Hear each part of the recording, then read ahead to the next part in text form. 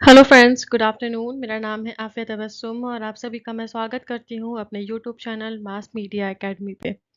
मैं journalism and mass communication subject से PhD कर रही हूँ और साथ ही साथ मैंने नेट भी क्वालिफाई किया हुआ है। आज का वीडियो जो है वो जून 2025 का जो अभी नेट एग्ज़ाम हुआ था उसके क्वेश्चन की 10 क्वेश्चन की ब्रीफिंग का है, जिसकी लिस्ट मैंने ऑलरेडी अपने शॉर्ट्स में अपलोड कर दिया है। अगर आपको सिर्फ शॉर्ट्स क्वेश्चन की लिस्ट चाहिए या क्वेश्चन चाहिए तो आप मेरे शॉर्ट्स या प्लेलिस्ट को चेक कर सकते हैं। वहाँ से आप सिर्फ क्वेश्चन देख सकते हैं। अगर आपको उससे रिलेटेड कुछ भी ब्रीफिंग की ज़रूरत है तो मेरे आज के वीडियो को पूरा देखें। तो चलिए देर ना करते हुए शुरू करते हैं हमारा आज का वीडियो। और पहला क्वेश्चन, निम्नलिखित में से किस फिल्म आंदोलन ने नवीन प्रकार के सिनेमा का सृजन करने के लिए सामाजिक सचेतन विषयों, यथार्थवादी कहानी कथन और स्थान फिल्मांकन के उपयोग पर बल दिया था? मतलब कि किस टाइप का जो सिनेमा है जो यथार्थवादी मतलब रियलिस्टिक कहानियों पे या सोशल प्रॉब्लम्स पे, सोशल कॉन्शियस थीम्स या फिर जो भी उससे रिलेटेड जो भी प्रॉब्लम्स हैं या पॉलिटिकल प्रॉब्लम्स होती हैं या फिर उससे रिलेटेड जो भी अ, नई टाइप का जो सिनेमा है वो क्या कहलाता है? जो ऐसे टाइप के स्टोरीज या जो भी उसके उससे रिलेटेड मूवीज़ बनाई जाती हैं या सिनेमा जो फ़ॉलो करता है ऐसे जो मूवीज़ बनाकर, तो उन सिनेमाज़ को क्या कहा जाता है? वो नए काइंड ऑफ जो न्यू काइंड ऑफ सिनेमा है उसे क्या कहेंगे? तो भारतीय नवीन धारा, समानांतर सिनेमा, बॉलीवुड मसाला, क्षेत्रीय सिनेमा।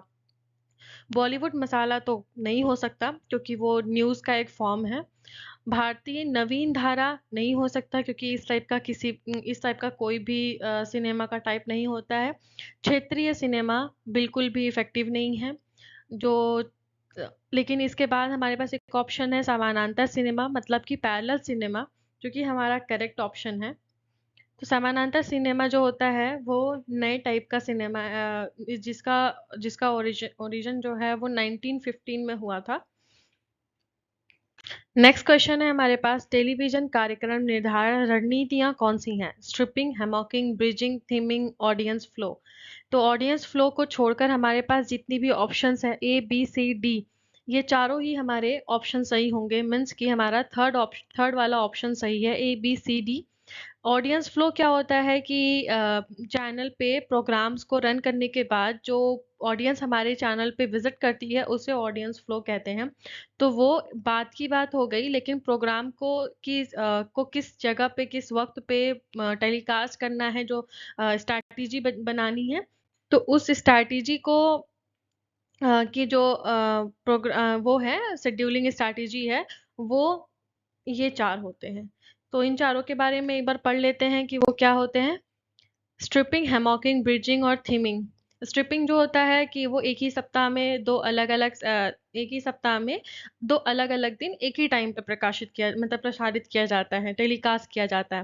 हेमॉकिंग क्या होता है कि दो लोकप्रिय मतलब कि जो फेमस चैनल होते हैं तो उनके जो टाइमिंग होती है उसको थोड़ा-सा ऊपर-नीचे मतलब आगे-पीछे कर देते हैं, ताकि एक चैनल के बाद जो ऑडियंस फ्लो है वो दूसरे चैनल पे सेम टाइम मतलब कि एक वक्त के बाद दूसरे वक्त में उस पे आ जाए। जैसे कि अगर कोई प्रोग्राम है वो एक चैनल पे 8 बजे टेलीकास्ट हो रहा है तो उससे रिलेटेड कोई दूसरा प्रोग्राम दूसरे चैनल पे 9 बजे या 8:30 बजे जब भी उसके खत्म होने का टाइम है वो स्टार्ट हो जाता है, जिससे कि ऑडियंस जो है उनका फ्लो हमारे चैनल पे बना रहे, वो कहीं जाए ना। सॉरी, हमने जो अभी बात करी वो है ब्रिजिंग का ऑप्शन। जो दो चैनल जो कॉम्पिटिटिव चैनल्स होते हैं तो उनको मतलब एक दूसरे टाइम पे जो अपने प्रोग्राम शुरू करने होते हैं तो वो ब्रिजिंग कहलाता है। हेमॉकिंग क्या होता है कि हेमॉकिंग होता है कि दो कार्यक्रमों के बीच में एक फेमस कार्यक्रम को रख देना, पहचाना प्रोग्राम को रख देना, ताकि फेमस जो प्रोग्राम है उसको देखने के लिए उसके आगे पीछे का जो प्रोग्राम है लोग उससे भी थोड़ा थोड़ा करके देखे और उनका इंटरेस्ट आया और नेक्स्ट वो उस प्रोग्राम पे भी जो ऑडियंस फ्लो है वो बनी रहे। थीमिंग मतलब कि एक ही टाइप के जो भी प्रोग्राम्स होते हैं, जैसे कि जो भी डेली सोप्स होते हैं तो उनको एक कैटेगरी में रख देना, एक टाइम पे टेलीकास्ट करना, और रियलिटी शो जो होते हैं उनको एक ग्रुप में रख देना, उनको एक टाइम पे मतलब टेलीकास्ट करना। तो ये थीमिंग कहलाता है। ऑडियंस फ्लो मैंने आपको पहले ही बता दिया है कि प्रोग्राम को जो टेलीकास्ट करने के बाद जो उस पे ऑडियंस आती है तो उसे ऑडियंस फ्लो कहते हैं। नेक्स्ट क्वेश्चन है हमारे पास, निम्नलिखित में से कौन से सत्य कथनों की पहचान करें। इंटरनेट एक ऐसा माध्यम है जो वास्तविक इंसानों के साथ अधिक समय व्यतीत करना सुगम बनाता है। बिल्कुल गलत, क्योंकि जो इंटरनेट है वो हमें वर्चुअल दुनिया में रखना, मतलब उधर ज़्यादा वो हमें प्रेषित कर रहा है। इंटरनेट उपयोग व्यक्ति निष्ठा को तीव्र करता है। बिल्कुल सही। इंटरनेट जो है वो हमें अकेले रहने पे, मतलब जो हमें अपने आप में इंडिविजुअल जो हमारी चीज़ें हैं, हमें उधर प्रेशर डाल रहा है, हमें उधर भेज रहा है। संचार क्षेत्र में प्रथम युग मीडिया पृथक्करण और एकता द्वारा निरूपित होता है। सही। संचार क्षेत्र जो है वो मीडिया के द्वारा, मतलब कि उधर ज़्यादा हमें वो कर रहा है। प्रसारण में संचार संप्रेषण के बिंदु और उपयोग के बिंदु के बीच अस्थायी पृथक्करण होता है। बिल्कुल सही। वर्ल्ड वाइड वेब विज्ञापनदाताओं को रेडीमेड तैयार जनसमूह प्रस्तुत करता है। बिल्कुल गलत, ये गलत है। बाकी बी सी डी सही ऑप्शन है, मतलब कि हमारा फोर्थ वाला ऑप्शन सही होगा, B C D. Fourth option है हमारा, क्वेश्चन है, निम्नलिखित फिल्मों को उनके जारी करने के किए जाने के अनुसार प्रथम से शुरू करते हुए काल क्रमानुसार व्यवस्थित करें। मतलब कि इसकी क्रोनोलॉजी पूछी हुई है कि कौन सा पहले मूवी आया, फिर उसके बाद कौन सा, फिर उसके बाद कौन सा। तो हमारा इसका आंसर होगा A B E D C, means की first A B D E D C. Pather Pather Panchali कब आया था? 1955 में, अपराजितो 1956 में, जलसागर 1958 में, अपूर संसार 1959 में, चारुलता 1964 में। ये जो ईयर्स हैं उसे आप नोट डाउन कर लीजिए, ये हर बार ऐसे क्वेश्चंस पूछ लेता है यूजीसी, तो कुछ ना कुछ इससे रिलेट करके ऐसे क्वेश्चंस हर बार ही बनते हैं। तो ये ईयर्स आप नोट कर लीजिए, ये आपके लिए बहुत बेनिफिशियल होंगे नेक्स्ट एग्जाम के लिए। अगला हमारे पास जो क्वेश्चन है वो है कि मिलान करें, एक साइड समाचार पत्र है और दूसरे साइड उसका मूल प्रकाशन स्थान है कि वो सबसे पहले कहाँ से प्रकाशित होता है। मूल प्रकाशन स्थान कहाँ पे है, तो सबसे, अगर आपको नहीं पता है तो जो सबसे पहले आपको याद है उससे कनेक्ट करिए, और बाकी जो नहीं पता है उसको छोड़ते जाइए। जैसे कि अमर उजाला का कहाँ पे है? लखनऊ में है, तो डी का 2, मतलब डी का सेकंड होगा ऑप्शन, तो डी का सेकंड ऑप्शन जो है हमारा फोर्थ है। बाकी उससे रिलेटेड देखिए, कोई भी हम बिल्कुल श्योर हैं कि अमर उजाला का जो मूल स्थान है प्रकाशन का वो लखनऊ है, तो मैं उसको लॉक कर रही हूँ, मतलब कि मैं फोर्थ ऑप्शन लेकर चल रही हूँ। ए का फोर्थ होगा, मतलब प्रताप का भोपाल, जी बिल्कुल सही है। बी का 1 दैनिक भास्कर का आगरा, सही है। सी का 3 मतलब राष्ट्रीय सहारा कानपुर, अमर उजाला का लखनऊ। तो हम इसका आंसर एक बार चेक कर लेते हैं। सही है, ए का 4, बी का 1, सी का 3rd और डी का 2, मतलब 4 ऑप्शन हमारा सही है। इसी तरह से हमारा नेक्स्ट है Fox News, news cinema, Viacom, ABC. इसको भी चेक कर लेते हैं। इसका ऑप्शन होगा ए का 3, बी का 2, सी का 4 और डी का 1, मतलब कि सेकंड ऑप्शन हमारा सही है। ए का 3 मतलब फॉक्स न्यूज जो है वो रूपर्ट मॉडर्श का है।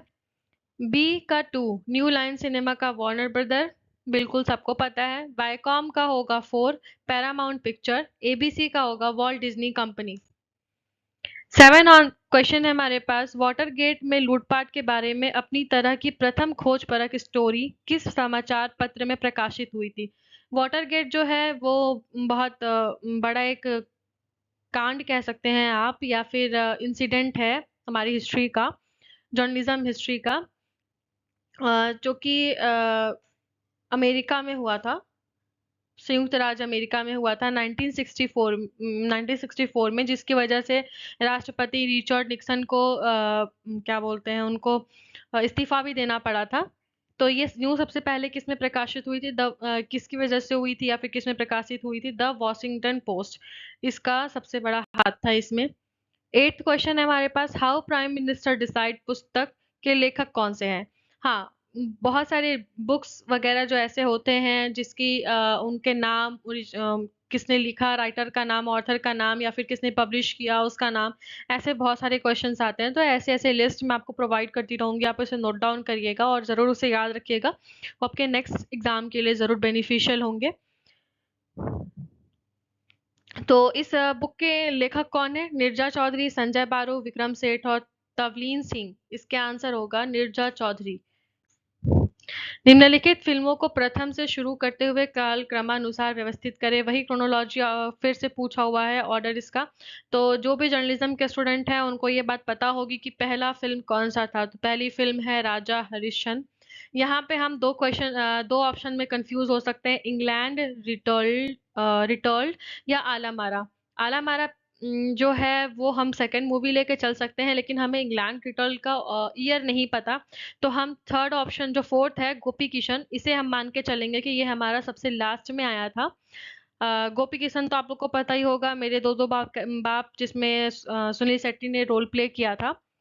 तो डी ऑप्शन हम लास्ट में रखेंगे और राजा हरिश्चंद्र जो है वो हम सबसे फर्स्ट में रखेंगे। इससे रिलेट करके हम अपना ऑप्शन देखते हैं तो हमारे पास है थर्ड ऑप्शन ACBED, मीन्स कि AC मतलब कि इंग्लैंड रिटर्ल जो है वो सेकंड ऑप्शन है और थर्ड है हमारा आला मारा। चलिए इसका आंसर चेक करते हैं। जी हाँ, थर्ड ऑप्शन हमारा सही है, ACBED। इसका ईयर देख लेते हैं। राजा हरिश्चंद्र 1930 में आया था, 13 में आया था। इंग्लैंड रिटर्न जो है वो 1921 में, आला मारा 1931 में। 2 बीघा जमीन जो था वो आया था 1953 में और गोपी किशन मेरे दो दो बाप वो आया था 1994 में। इस तरह से इस ऑप्शंस के जो ईयर्स हैं वो भी आप नोट डाउन कर लीजिए। आपको नेक्स्ट में भी वो अगली बार क्वेश्चन इससे रिलेट करके या फिर हो सकता है इससे आपको कुछ याद रहे और फिर नेक्स्ट एग्जाम में आप उसे कोई एक क्वेश्चन उससे सही कर पाए। तो लास्ट क्वेश्चन हमारे पास है 10वां, टीवी के विकास से संबंधित निम्नलिखित घटनाओं को उनके प्रारंभ के क्रम में पहले से अंतिम तक व्यवस्थित करें। ये भी क्रोनोलॉजी ही है। इसके लिए हमें पता होना चाहिए कि कौन सी चीज कब शुरू हुई थी, ईयर वाइज। वही ईयर वाइज प्रॉब्लम है हमारी, ईयर का ईयर हमें याद होना चाहिए। तो इसका आंसर होगा ABECD। ABECD मतलब सेकंड ऑप्शन हमारा सही है। तो चलिए देख लेते हैं इसको शुरू से।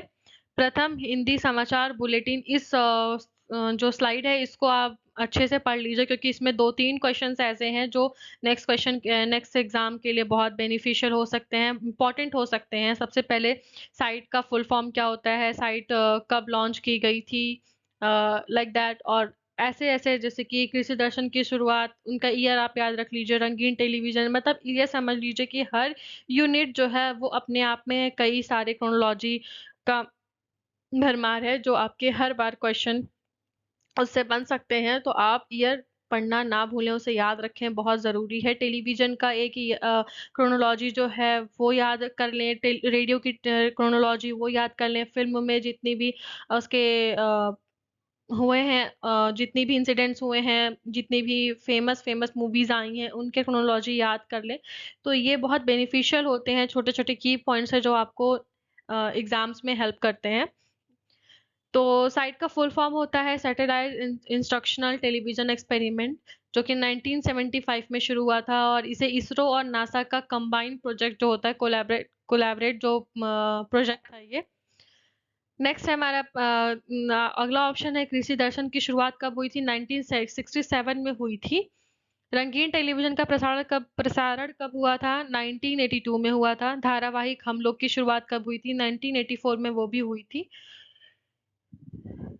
1984 में हुई थी, सॉरी।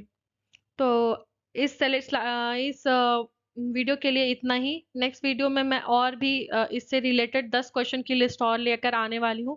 पहले मैं जून 2025 से रिलेटेड जो भी एग्जाम हुआ है उसके 10-10 क्वेश्चन की पूरी सीरीज लेकर आऊंगी। ताकि आपको भी ये मतलब अंदाज़ा हो जाए कि यूजीसी जो है वो किस फॉर्मेट में या फिर किस तरह से क्वेश्चन पूछता है, और आपके पास पुरानी जितनी भी एग्ज़ाम मतलब क्वेश्चन है उसकी एक प्रॉपर एक लिस्ट आपको मिल जाए। तो अगले वीडियो के लिए वेट कीजिएगा। नोटिफिकेशन बेल आइकॉन जो बेल है वो उसे प्रेस कर दीजिएगा ताकि नोटिफिकेशन आपको सबसे पहले मिले। बाकी आज के लिए इतना ही। Thank you.